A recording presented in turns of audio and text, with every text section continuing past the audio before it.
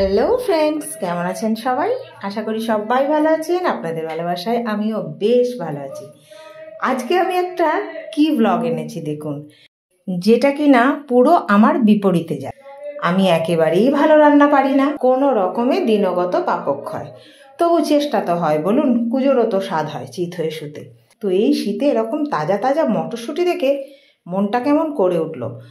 ভাবলাম মটরশুঁটির কচুরি তো ভালো পারি খারাপ পারি, করি, শীতকালে তো করি, তো একবার আপনাদের সাথে না হয় শেয়ারই করি, যেমনই হোক।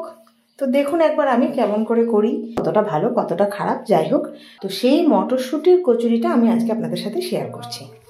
তো সমস্ত মটরশুঁটি ছাড়িয়ে আগে মিক্সিতে পেস্ট করে নিয়েছিলাম। দেখুন কড়াইয়ে তেল দিয়ে এবার আপনাকে সামান্য একটু ফোড়ন দিয়ে এটাকে আমি এবার নাড়বো। হ্যাঁ, এই যে পেস্টটা আপনাদের দেখাতে ভুলে গেছি, মিক্সিতে পেস্ট করে নিয়েছিলাম। এবার আস্তে আস্তে কড়াই দিয়ে এটাকে তো ভাজতে হবে, তার সাথে একটু মশলা দিতে হবে, যেরম যেরম মশলা হয়, আদা জিরে বাটনা, একটু লঙ্কা, এসব দিয়ে এটাকে আগে ভালো করে ভেজে নিই।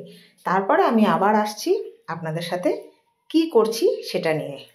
তো দেখেই বুঝতে পারছেন বেশ ভাজা ভাজা হচ্ছে, এখনো হয়নি, একটু টাইম লাগবে, কম আছে, একটু তেল দিয়ে দিয়ে সুন্দর করে নাড়তে হচ্ছে। আমি যেরকম করে করি আপনাদের সাথে কিন্তু সেটাই শেয়ার করছি, বিভিন্ন জনা বিভিন্ন রকম করেন। আর এদিকে একটুখানি মন হলো তার সাথে একটু নতুন আলুর দম হলে কেমন হয়, তো সেসব হয়ে গেছে, আপনাদের সাথে শেয়ার করতে ভুলে গেছি। তো আলুটা একটু আমি সিদ্ধ করে নিয়েছি আগে, কারণ আমি যে কোনো আলুই আগে জলে সিদ্ধ করে নিই, কারণ বাড়িতে সুগারের পেশেন্ট আছে। তো সেই যে মশলা কষা হয়ে গেছে, মশলার মধ্যে সিদ্ধ আলুটাও দিয়ে দিচ্ছি। এরকমভাবে নাড়তে নাড়তে মোটামুটি একদম শুকনো শুকনো হলে তখন নামাবো। তো এই দেখুন এদিকে আলুর দম হচ্ছে, আর এদিকে যে মিক্সচারটা বানানো হয়েছে সেটা ঠান্ডা করা হচ্ছে।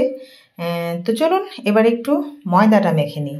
ময়দা মাখার ক্ষেত্রে আমি কিন্তু 80% ময়দা দিই, 20% আটা দিই, কেননা আমার মনে হয় শুধু ময়দায় করলে কেমন একটা টান টান লাগে, তাই 80-20 করে মিশিয়ে। আর মাখাটা সেরকমই জানেন, ময়াম দিয়ে একটু নুন দিয়ে, আর এরকম যখন হাতের মধ্যে দলা পাকিয়ে যাবে তখনই জানবেন যে ময়ামটা ঠিকঠাক হয়েছে। তো মোটামুটি লেইটা করে নিলাম, আর সবটাই আমি একা হাতে করছি যেহেতু ক্যামেরার একটু এদিক ওদিক হতে পারে। তো চলুন এবার পুরগুলো একটু ভরে নিই। একটা একটা করে পুর ভরছি। এই সময়টা আমার বড়বাবু আমাকে একটু হেল্প করেছে, ওকে একবার ডাকলাম, বললাম একটু ক্যামেরাটা ধরে দেবে, আমি পুরগুলো ভরবো। তা দেখলাম যে খুশি মনেই ওটা করে দিয়েছে। তো আমি পুরটা একটা একটা করে ভরে নিলাম। এই দেখুন সব পুর কিন্তু রেডি হয়ে গেছে। আর এর মধ্যে এদিক ফিরে দেখছি আলুর দমও আমার রেডি, একটু শুকনো শুকনো হয়ে এসছে, বেশি ঝোলঝোল তো আর ভালো লাগবে না। তো আলুর দমকে নামিয়ে এবার কড়াই বসিয়ে দিলাম, আর লুচিগুলো কয়েকটা বেলে নিলাম, কারণ 4-5টা বেলে নিয়ে করলে একটু সুবিধা হয়। তো কয়েকটা বেলে নিয়ে দেখুন লুচি ভাজতে শুরু করেছি। আর কি আনন্দ হয় বলুন তো, লুচি যখন ফোলে, গরম তেলে দিয়েছি, আর সত্যি করেই কীরকম আপনাদের সাথে শেয়ার করব বলে কিনা জানি না, ভগবান আমার মান রেখেছে। প্রথম 4-5টা করেছি, অসম্ভব ভালো ফুলেছে, সব কোটাই ফুলেছে।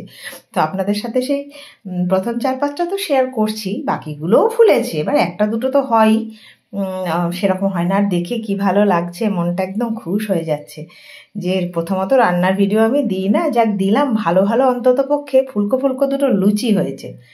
তো চলুন লুচি কোটা ঝটপট ভেজে নিই, তারপর আমি আবার আসছি।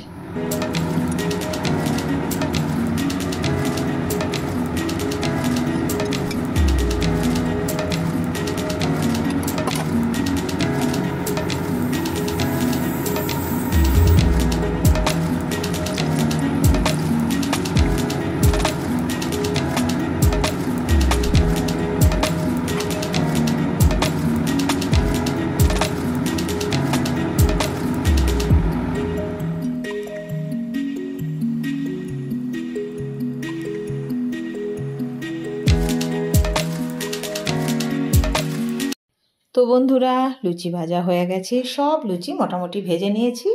এবার একটা সুন্দর করে থালায় সাজিয়ে কেমন লাগছে বলুন, গরম গরম ফুলকো ফুলকো মটরশুঁটির কচুরি, নতুন আলুর দম, আর সঙ্গে অবশ্যই দুটো মিষ্টি, ফাটাফাটি। আজকে রাতে কিন্তু আমাদের খাওয়াটা বেশ জমে গেল, আর আপনাদের সাথে খাবারটা শেয়ারও করে দিলাম। আর হ্যাঁ, আর এই যে এত মটরশুঁটি ছাড়ানো হয়েছে, সেই খোসাগুলো আমি কিন্তু সব রেখে দিয়েছি। আমার কোনো এক বন্ধু দিদির একটা আমি ভিডিও দেখেছিলাম, মটরশুঁটির খোসা দিয়েও কচুরি বানানো যায়। তো সেই চেষ্টাটা তো আমি করব, আর যদি সফল হই, প্রথমবারে ভিডিও করব না, যদি সফল হই নেক্সট বারে ভিডিও করে আপনাদের সাথে শেয়ার করব। তো কেমন লাগলো জানাবেন, ভালো লাগলে ছোট্ট করে একটা লাইক দেবেন, আর বেশি ভালো লাগলে চ্যানেলটিকে সাবস্ক্রাইব করে সব সময় মতো এত ভালোবাসা নিয়ে সাথে থাকবেন, পাশে থাকবেন। সবাই ভালো থাকুন, সুস্থ থাকুন, আনন্দে থাকুন, ভালোবাসায় থাকুন। টাটা।